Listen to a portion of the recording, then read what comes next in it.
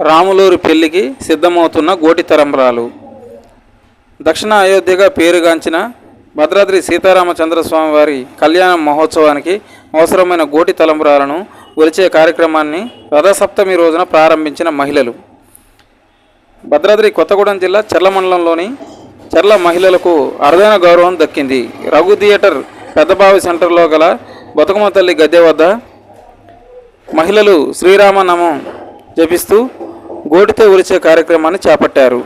అధిక సంఖ్యలో పాల్గొన్న మహిళలు ఈ కార్యక్రమంలో సీతారామచంద్రస్వామి వారి కళ్యాణం కోసం తమకు ఈ అవకాశాన్ని కల్పించిన భద్రాచలం సీతారామచంద్రస్వామి వారి ఆలయ అధికారులకు ప్రత్యేకంగా కృతజ్ఞతలు తెలిపిన మహిళలు ఎంతో భక్తి శ్రద్ధలతో స్వామివారికి గోటితో ఒలిచిన తలంబ్రాలను కళ్యాణానికి తీసుకుపోనున్న మహిళలు.